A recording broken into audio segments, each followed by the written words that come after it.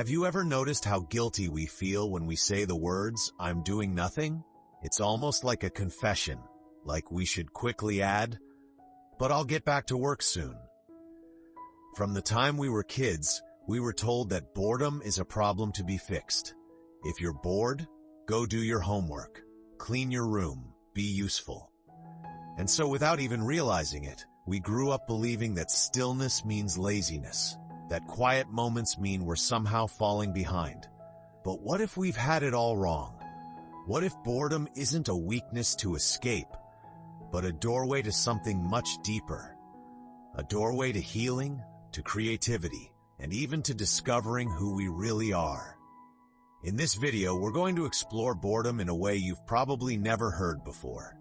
By the end, you'll understand why great thinkers like Carl Jung warned us about being too busy, why scientists say boredom unlocks your brain's hidden potential, and why doing nothing might be the very medicine your soul has been craving.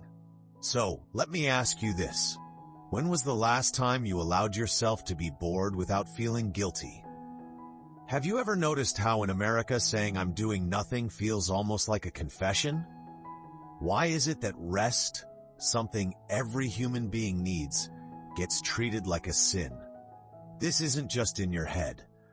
Surveys show Americans work more hours per year than any other industrialized nation, and yet most still feel guilty if they aren't being productive every minute. From childhood, we were trained for this. If you're bored, go do your homework, clean your room, be useful. Productivity wasn't just encouraged, it was praised as proof of your character. And it goes even deeper. Historians call this the Protestant work ethic, the idea that hard work equals moral goodness. Over time, it shaped the American dream itself. If you're busy, you're valuable. If you're resting, you're wasting time. No wonder so many of us can't relax without that nagging voice whispering, "You should be doing something." Picture this. It's a Sunday afternoon. You're on the couch, just letting your mind wander. But within minutes, you feel restless. You grab your phone, you check your email, you invent chores that don't need to be done. Why? Because silence feels suspicious. Here's the truth. Rest is not laziness, it's medicine. And the guilt you feel, that's not your authentic self, it's cultural programming. So here's a small challenge for you. The next time you catch yourself feeling guilty for doing nothing, pause. Ask yourself, is this guilt really mine? Or is it something I inherited? And I'd love to hear from you. Have you ever felt guilty just for resting? Drop a comment below, because I promise you're not the only one. Because once we see through this hidden shame, we can finally understand the difference between procrastination and boredom, and why that difference matters more than most people realize. Here's the thing. Most of us grew up lumping boredom and procrastination into the same box. We were told both are signs of laziness. But the truth? They couldn't be more different. Think about it this way. Procrastination is when you're avoiding something specific. You've got an essay due, or an email to send, and you keep distracting yourself to dodge that one task. Boredom, on the other hand, is what happens when there's nothing demanding your attention. It's the empty space where the usual noise dies down. One is running away from responsibility. The other is opening the door to what lies within. Here's a simple example. Imagine a college student with a paper due at midnight. They scroll TikTok, play video games, do anything to avoid that essay. That's procrastination, an active escape.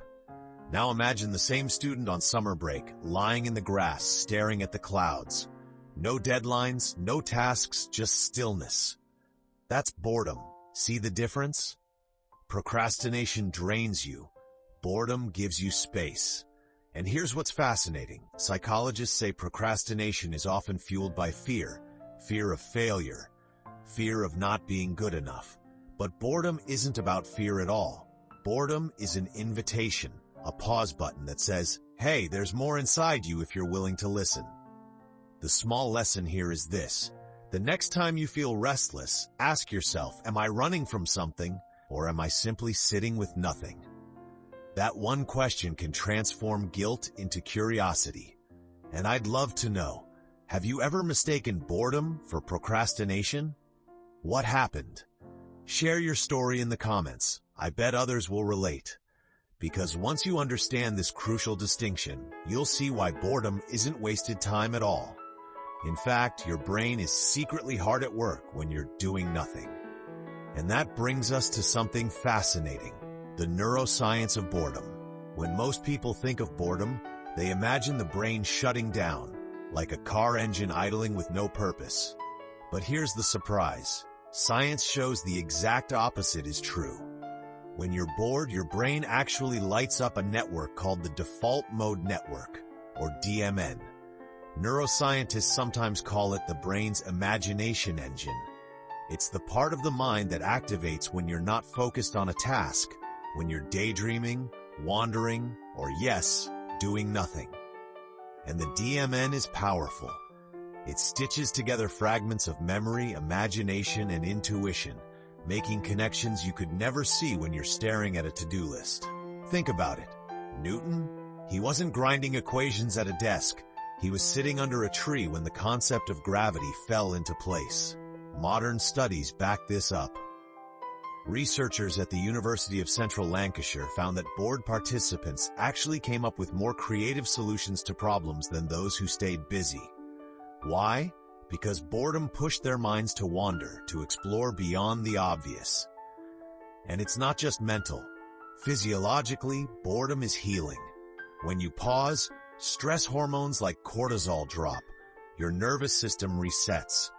Dopamine, the brain's motivation chemical, rebalances itself. Just like your muscles need recovery after a workout, your brain needs boredom to regenerate. Boredom isn't your mind switching off. It's your mind switching modes. From doing to connecting. From grinding to creating. Quick question for you. Where do your best ideas usually show up? In front of a computer or in the shower, on a walk, maybe even in traffic? Drop your answer in the comments. It might surprise you how many people share the same experience. Because once you see how boredom unlocks your brain, the next question is, why do some cultures embrace it, while others fear it? That's where things get really interesting. Here's something fascinating. Not every culture looks at boredom the same way.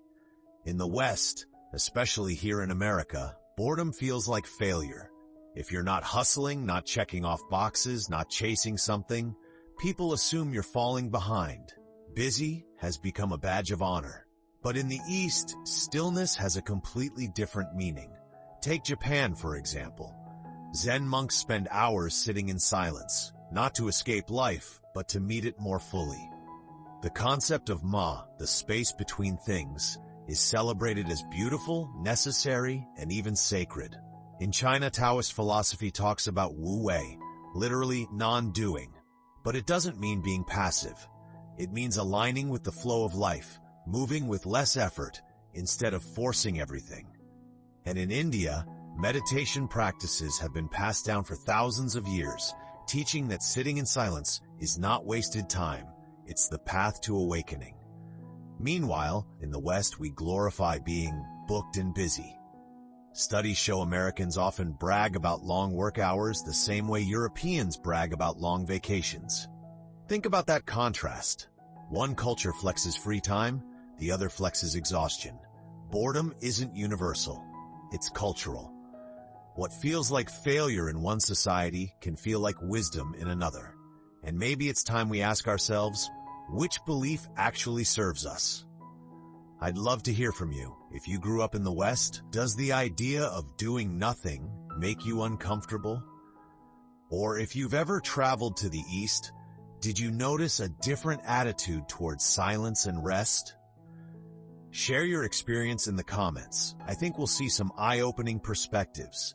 Because once we recognize that our guilt around boredom is cultural, not natural, we can start to take back our relationship with stillness. But there's one more player in this story that makes boredom even harder to face: our technology. And that's exactly where we're headed next. Let's be honest. Boredom has never been harder to find than it is today. Think about it. 100 years ago, waiting in line at the post office meant just waiting. Sitting on a train meant staring out the window. Walking through the park meant hearing your own thoughts. Today, every single one of those moments is instantly filled with a screen. We've built what researchers call an always-on culture. Studies show the average American checks their phone 96 times a day. That's once every 10 minutes. For Gen Z, it's closer to 150 times a day. Every notification, every scroll, every swipe is designed to pull us away from silence. And technology is brilliant at it. Apps are engineered to keep us hooked. The endless scroll, autoplay, dopamine-driven likes and alerts. They promise connection, but what they really offer is distraction. Here's the cost. We've lost the art of simply being. The moment stillness creeps in, we reach for our phones without even thinking. Instead of daydreaming, we scroll. Instead of noticing our feelings, we drown them in noise. Picture this. You're standing in line at the grocery store. The line's only 2 minutes long, but watch what happens. Almost everyone instantly pulls out their phone. Why? Because those 2 minutes of nothing feel unbearable. Technology itself isn't the enemy. But when we let it colonize every quiet moment, we lose access to the very state that heals us. Stillness is not just empty space, it's medicine. Quick reflection. How many times a day do you find yourself reaching for your phone without even realizing it? Be honest. Share your number in the comments. You might be surprised how common it is. And here's the twist. The reason silence feels so uncomfortable isn't just about tech. It's because when we finally stop distracting ourselves, something deeper rises up. The parts of us we've been avoiding. Carl Jung called this the shadow. And that's exactly where we're going next. So why does silence feel so uncomfortable? It's not just because we miss our phones. It's because when the noise stops, we finally hear ourselves. Carl Jung had a word for what comes up in those quiet moments. The shadow. The shadow is everything we've pushed down. Our grief, our anger, our regrets, our forgotten dreams. It's the side of us we'd rather not see. And boredom has a way of cracking that door open. Here's a simple example. Imagine you're sitting in your living room with no TV, no phone, no music. At first it feels peaceful, but within minutes old memories bubble up. That breakup you never fully processed. That career choice you regret. That dream you abandoned years ago. Most people feel restless in that moment, not because of the silence, but because of what silence reveals. Jung believed this isn't a breakdown, it's integration. The shadow shows up not to punish us, but to be acknowledged. And until we look at it, we remain disconnected from who we really are. Psychologists today agree. Research shows that suppressing emotions doesn't make them disappear. It makes them stronger. Anxiety, burnout, even depression often come from avoiding those inner truths. Boredom is like a mirror. It doesn't create your shadow. It simply reflects what's already there. Facing it might feel uncomfortable, but it's also the first step to wholeness. Let me ask you, when you're finally quiet, when there's no distraction, what feelings tend to surface first? Is it peace, or is it something harder? Share in the comments. You might find you're not alone. And here's the beautiful paradox. Once we stop running from the shadow, boredom stops feeling like a trap. It starts feeling like a doorway that has sparked some of the greatest breakthroughs in history. And that's exactly what we'll explore next. Here's the part most people never expect. Boredom isn't just uncomfortable, it's creative. Some of humanity's biggest breakthroughs didn't happen in moments of busyness. They happened in moments of stillness. Think about Einstein. He wasn't buried in equations when relativity sparked. He was daydreaming, imagining what it would feel like to ride alongside a beam of light. That childlike wandering gave birth to one of the greatest scientific revolutions in history. Or Newton. The story goes, he was resting under an apple tree when the idea of gravity fell into place. And it's not just history. Steve Jobs used to take long, silent walks whenever he needed clarity. Bill Gates famously scheduled think weeks, where he'd isolate himself with books and a notebook. no meetings, no phone. Some of Microsoft's most important ideas came from those weeks of doing nothing. Modern science backs this up. A study published in Creativity Research Journal found that participants who engaged in boring, repetitive tasks, like copying numbers from a phone book, later came up with far more creative ideas than those who stayed constantly stimulated. Why? Because boredom forced their minds to wander, to connect dots in new ways. And if you think about your own life, you've probably felt this too.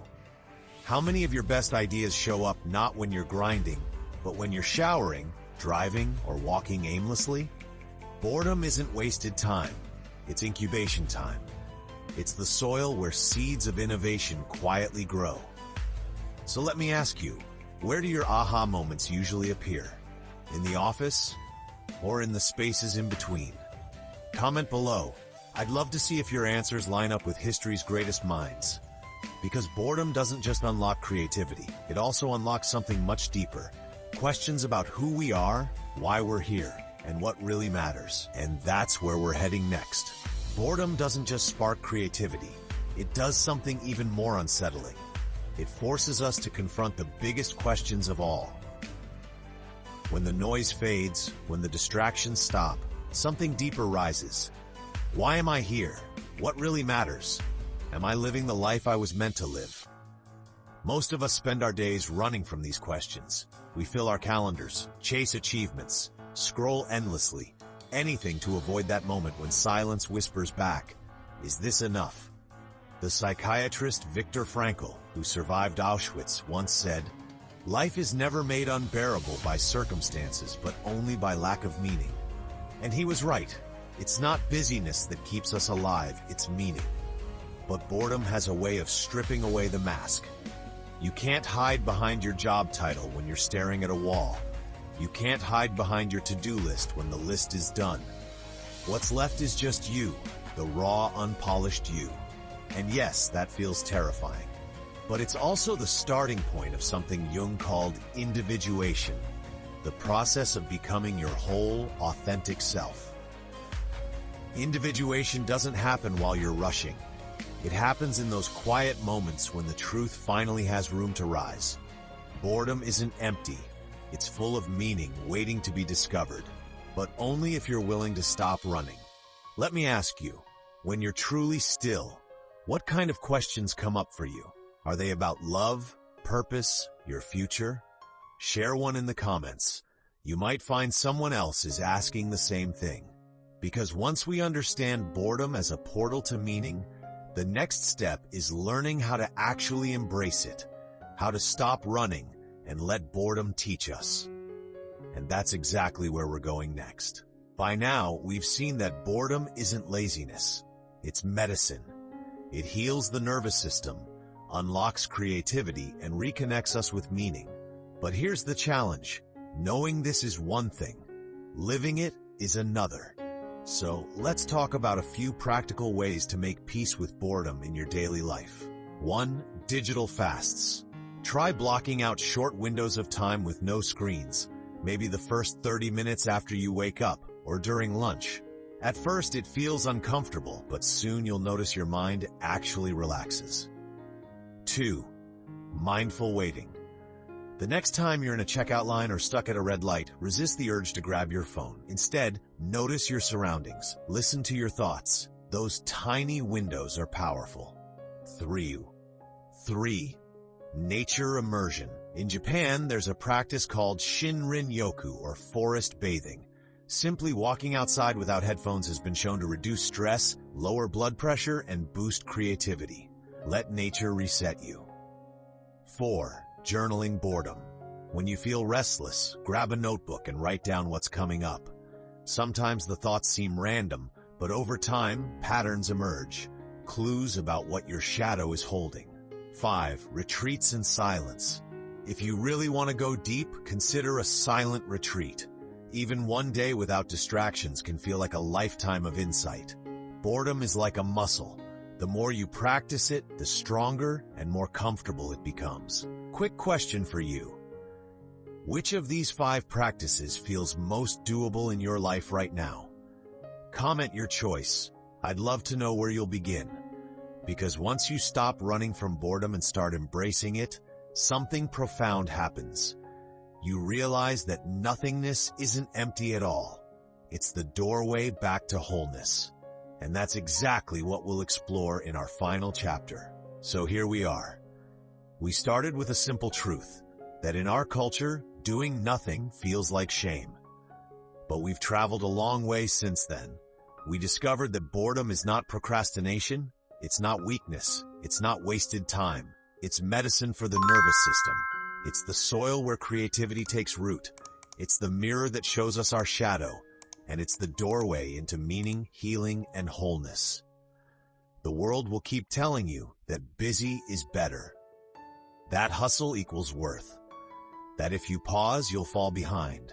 But the opposite is true. When you pause, you don't fall behind. You come back to yourself. Doing nothing is not empty. It's freedom. It's the space where your mind resets, your soul breathes, and your true self has room to rise. So the next time someone asks, "What are you doing?" and you answer nothing, I hope you'll say it with pride. Because in that nothing, you are reconnecting with everything that matters. If this message spoke to you, take one small action right now. Write an affirmation in the comments. Something like, "I allow myself to do nothing without guilt." Or create your own. Let it be your declaration of freedom. And if you want to keep exploring psychology, spirituality, and higher consciousness, make sure to subscribe because here we celebrate the courage of simply being.